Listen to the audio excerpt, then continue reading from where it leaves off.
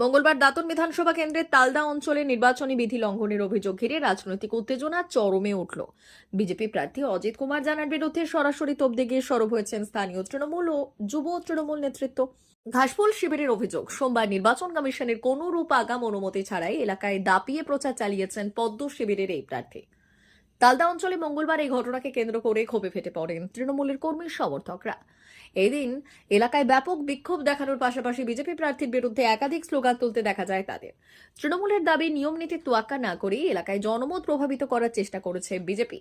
এই ঘটনায় এলাকায় ব্যাপক রাজনৈতিক চাপানোত্তর শুরু হয়েছে।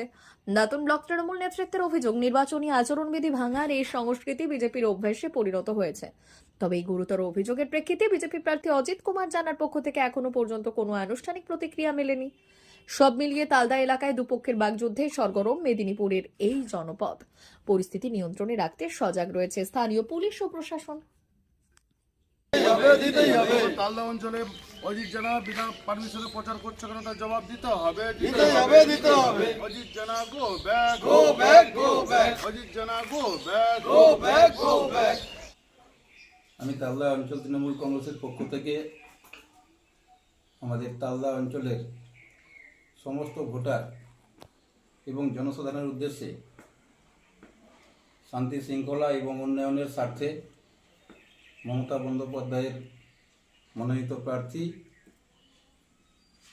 বিশিষ্ট শিক্ষক মানিক মাইতিকে জোড়াফুল চিহ্নে ভোট দেওয়ার জন্য আবেদন জানাই এবং আগামী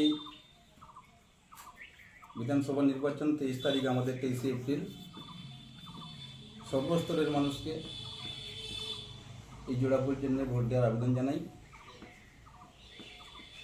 এবং আমাদের এই এলাকার উন্নয়ন এবং শান্তি শৃঙ্খলা বজায় রাখার স্বার্থে। আমাদের অঞ্চল সভাপতি চিন্ময়দা এবং আমাদের অঞ্চল ব্লক আইনডিসির সভাপতি সহ আমাদের যুব কর্মীরাও আছে। আমাদের 23শে এপ্রিল ভোট। আমাদের জননেত্রী মমতা বন্দ্যোপাধ্যায় এবং অভিষেক বন্দ্যোপাধ্যায়ের স্নেহধন্য প্রার্থী বিশিষ্ট শিক্ষক প্রলম্ব মানিক মাইতির সমর্থনে আমাদের 23শে এপ্রিল উন্নয়নের স্বার্থ ও শান্তি শৃঙ্খলা বজায় রাখতে আগামী 23শে এপ্রিল আমাদের তালদা অঞ্চল তৃণমূল কংগ্রেস ও যুব তৃণমূল কংগ্রেসের পক্ষ থেকে ভোটারদের আমাদের আবেদন জানাই যে আপনারা জোড়াফুল চিহ্নে ভোট দিয়ে আমাদের মমতা বন্দ্যোপাধ্যায়ের হাতকে শক্ত করতে এই আবেদন রাখি। আর আমাদের বিশেষ বলা, আমাদের কাল হয়তো আপনারা শুনেছেন সংবাদ মাধ্যমে আমাদের যিনি বিজেপির প্রার্থী অজিত জানা,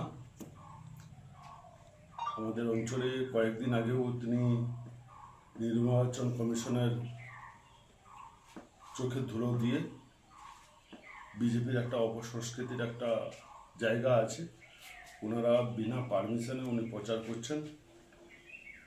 10টা বাইক, পেছনে 10টা বাইক, 4টা 4 হুইলার এবং রোড খোলা গাড়ি নিয়ে উনি প্রচার করছেন পারমিশন নিয়ে।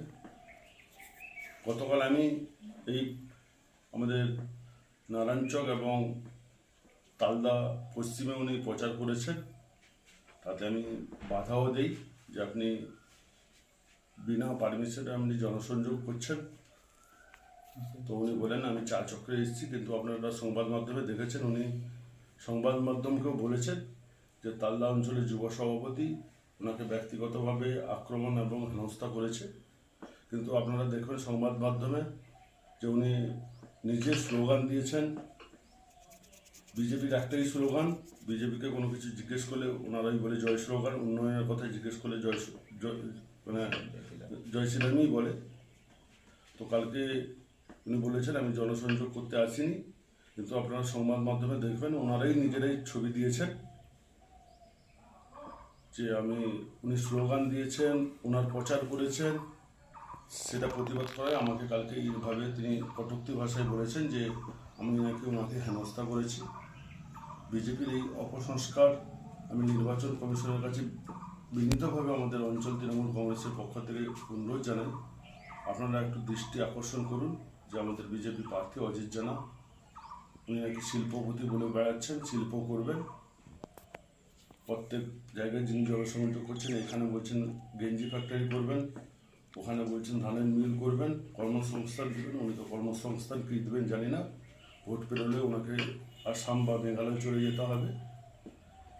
বিশেষ অনুরোধ নির্বাচন কমিশনের কাছে যে আপনারা দৃষ্টি আকর্ষণ করুন যে প্রার্থী বিনা পারমিশনে উনি প্রচার করছেন, এই অনুরোধ জানাই আমি। কি নাম আপনি? অভিজিৎ মাইতি, তালদা 9 নম্বর অঞ্চল যুব তৃণমূল কংগ্রেসের সভাপতি। নমস্কার, আমি গৌরী দাস, দাঁতন 2 নম্বর ব্লক আইনটিটির সভাপতি এবং তালদা 1 নম্বর অঞ্চলের বাসিন্দা। আমি আমাদের দাঁতন বিধানসভার সমস্ত জনগণের কাছে আবেদন রাখব, মমতা ব্যানার্জির উন্নয়নের ধারাকে অব্যাহত রাখতে আগামী 23শে এপ্রিল আমাদের দাঁতন বিধানসভা কেন্দ্রের সম্মানীয় শিক্ষক, আমাদের তৃণমূল কংগ্রেস মনোনীত প্রার্থী শ্রী মানিক মাইতি মহাশয়কে জোড়াফুল চিহ্নে ভোট দিয়ে বিপুল ভোটে জয়যুক্ত করবেন, এইটুকু আবেদন আমি সকলের কাছে রাখবো। আমি একটা কথা আপনাদের মাধ্যমে জানাতে চাই, বিজেপি যে অপসংস্কৃতি যেটা আমরা দেখেছি যে রোহিঙ্গা করে তারা এসআইআর করলেন। আমাদের এই গ্রাম পঞ্চায়েতে কোনো সংখ্যালঘু একটিও পরিবার নেই। আমাদের গ্রামের বেশ কয়েকজন ছেলে, বেশ কয়েকজন বয়স্ক মানুষের নাম বাদ গেছে, যাদের 72 বছর বয়স তারও নাম বাদ গেছে। এবং আমাদের কয়েকটি দেওয়ালে দেখলাম আমরা, বা তারা বলছেন যে তারা অন্নপূর্ণা ভাণ্ডার 3000 টাকা দেবেন। আমার একটাই বিজেপি প্রার্থীর কাছে জিজ্ঞাসা, আপনার যে রাজ্যগুলো রয়েছে সেই রাজ্যগুলোতে আপনি আগে দেওয়ার চেষ্টা করুন। আমাদের দিল্লির মুখ্যমন্ত্রী এসেছিলেন, আমরা সংবাদ মাধ্যমে জানতে পেরেছিলাম যে 24শে মার্চে তাদের অ্যাকাউন্টে 2500 কোটি টাকা ঢুকে যাবে। আজকে 26 সালের মার্চে পেরিয়ে গেছে, একটা টাকাও তাদের অ্যাকাউন্টে ঢুকাতে পেরেছে বলে আমাদের অন্তত জানা নেই। তাই আমি বিজেপির যারা প্রচারে মিথ্যা কথা বলছেন এবং আমাদের যুবসভাপতি বললেন যে নির্বাচন আচরণবিধি তারা মানছেন না, আমি দেখছি আমাদের সোলেমানপুর গ্রামে প্রাইমারি স্কুলকে ব্যবহার করা হচ্ছে মিটিংয়ের জন্য। গত পরশু দিনও তারা মিটিং হয়েছিল, অবশ্য সেখানে পতাকা নেই। এবার আমরা অভিযোগ করলে আমরা প্রমাণ দিতে পারবো না, তার কারণে ওনারা বললেন যে আমরা অন্য কোনো মিটিং হচ্ছে, কোম্পানি মিটিং কিংবা অন্য কোনোভাবে তারা বিষয়টাকে নিয়ে যাবেন। এবং যিনি আমাদের প্রার্থী এসছেন তিনি সুদূর আসাম থেকে এসছেন, দীর্ঘ 50 বছর ধরে তিনি আসামে বসবাস করেন। আপনাদের সংবাদ মাধ্যম আপনারা জানতে পেরেছেন যে বিগত 16 সালে এবং 21 সালে যে যিনি প্রার্থী ছিলেন শক্তিপদ নায়ক, তার বক্তব্য আপনারা শুনেছেন।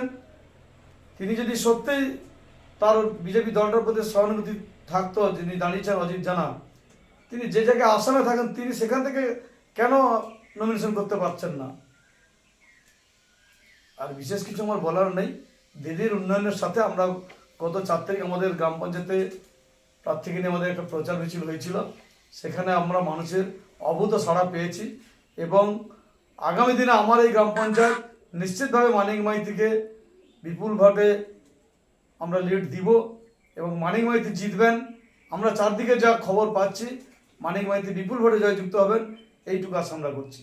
মেদিনীপুর জেলার ফার্নিচার জগতে স্বনামধন্য প্রতিষ্ঠান দাস ফার্নিচার এখন আপনার শহর বেলদাতে। বিয়ে বাড়ি কিংবা বাড়ির সৌন্দর্য ফেরাতে আজই আসুন আমাদের মেগা শোরুমে। শপিং স্বাদ পূরণ করবে মেসার্স দাস ফার্নিচার, বেলদা কেশরী মোড়, হসপিটাল যাওয়ার রাস্তায়, বিএসএল অফিসের পাশে, পশ্চিম মেদিনীপুর। এখানে পাবেন নিজস্ব কারখানায় তৈরি সমস্ত প্রকার কাঠের ও স্টিলের ফার্নিচার। এখানে পাবেন মডিউলার বক্স কাট, মডিউলার বেডরুম সেট, দোলনা, garden furniture, wall unit, modular dining set, office furniture, digital print আলমারি, modular sofa cum bed, modular centre table, fibre furniture, wooden furniture সহ যাবতীয় ফার্নিচার আসবাবপত্র পাওয়ার একেবারে বিশ্বস্ত প্রতিষ্ঠান দাস ফার্নিচার। দাস ফার্নিচার এখন আপনার শহর বেলদাতে। আমাদের dealership Bharat side, Quanto furniture, Hasmukh furniture, smart furniture, supreme furniture, Kurlon mattress, century mattress, classic mattress ইত্যাদি। বিশেষ দ্রষ্টব্য, প্রোডাক্টের গুণগত মান ও দাম যাচাই করে মাল কিনুন। মেসার্স দাস ফার্নিচার, বেলদা, কেশিয়ারি মোড়, রেলগেটের কাছে। বাড়ির সৌন্দর্য ফেরাতে আজই চলে আসুন দাস ফার্নিচারে, নিয়ে যান সুলভ মূল্যে যাবতীয় সামগ্রী। যোগাযোগ করুন 03229299933 অথবা 9933333062 অথবা 7001139426। আমাদের ঠিকানা বেলদা, কেশিয়ারি মোড়, হসপিটাল যাওয়ার রাস্তায়, বিএসএল অফিসের পাশে, পশ্চিম মেদিনীপুর। মা ওয়েলফেয়ার ফাউন্ডেশন নেশা মুক্তি ও পুনর্বাসন কেন্দ্র। বিজ্ঞানসম্মত আধুনিক পদ্ধতি ও অভিজ্ঞ চিকিৎসকদের দ্বারা চিকিৎসা ও কাউন্সেলিং করানো হয়। নেশার প্রবণতা থেকে বের হওয়ার জন্য চাই সৎ ইচ্ছা। এই নেশাসক্ত ব্যক্তিদের নানান সমস্যার সম্মুখীন হতে হয়। তারা চাইলেও এই পথ থেকে বেরিয়ে আসতে পারেন না, হতাশ ও একাকিত্ব বোধ করেন। তাদের ভুল পথ থেকে স্বাভাবিক জীবনে ফিরিয়ে আনতে আমরা বদ্ধপরিকর। মাদকাসক্ত ব্যক্তি পাগল নয়, খারাপ নয়, তারা শুধুই অসুস্থ। প্রয়োজন শুধু সঠিক চিকিৎসা। আপনার সন্তান কোথায় যায়, কাদের সাথে চলাফেরা করে, নিয়মিত স্কুল কলেজ যায় কিনা, অপ্রয়োজনে বাড়ির বাইরে থাকে কিনা, অস্বাভাবিক জীবন যাপন করে কিনা, আপনি যা অর্থ দেন তা সঠিকভাবে ব্যয় করে কিনা, পারিবারিক অশান্তি, শারীরিক অত্যাচার, স্ত্রী পরিজনকে অকারণে সন্দেহ, অবিশ্বাস, কর্মক্ষেত্রে অবনতি, মাত্রাতিরিক্ত আর্থিক চাহিদা বেড়ে গেছে, তার মানে আপনার প্রিয়জন তীব্র নেশাগ্রস্ততায় বা মানসিক সমস্যায় ভুগছেন। নেশামুক্তি ও মানসিক রোগের নিরাময় ও কাউন্সেলিং কেন্দ্র এখন বেলদায়। মদ, গাঁজা, ড্রাগস ও ইত্যাদি বিভিন্ন ধরনের নেশা এবং মানসিক রোগের চিকিৎসা করতে হলে আজই আসুন মা ওয়েলফেয়ার ফাউন্ডেশন। এখানে আমাদের চিকিৎসা পদ্ধতি: 1. নেশাগ্রস্ত রোগী এবং তার পরিবারের কাউন্সেলিং এর ব্যবস্থা। 2. নিয়মিত যোগ, প্রাণায়াম ও ধ্যানের মাধ্যমে এবং মোটিভেশনাল ক্লাসের মাধ্যমে রোগীকে সুস্থ করা। 3. নিয়মিত ডাক্তারি পরিষেবা ও অভিজ্ঞ সাইকোথেরাপিস্ট দ্বারা কাউন্সেলিং এর ব্যবস্থা প্রদান। 4. প্রত্যেক রোগীর নিজস্ব শারীরিক এবং সামাজিক বৈশিষ্ট্য অনুযায়ী পৃথক পৃথক কাউন্সেলিং এর ব্যবস্থা, অভিজ্ঞ পরামর্শদাতার পরামর্শ প্রদানের ব্যবস্থা। 5. অনিচ্ছুক রোগীদের বাড়ি থেকে চিকিৎসা কেন্দ্রে নিয়ে আসার ব্যবস্থা করা হয়। বিশ্ব স্বাস্থ্য সংস্থা দ্বারা অনুমোদিত মদ, গাঁজা, ড্রাগস ও মানসিক রোগে চিকিৎসা করতে হলে আজই আসুন মা ওয়েলফেয়ার ফাউন্ডেশন বেলদা থেকে। যোগাযোগ করুন আমাদের সঙ্গে। Mobile number 9144587202। মা ওয়েলফেয়ার ফাউন্ডেশন, বেলদা, কেশিয়ারি মোড়, রেলগেটের কাছে, মোহাম্মদপুর।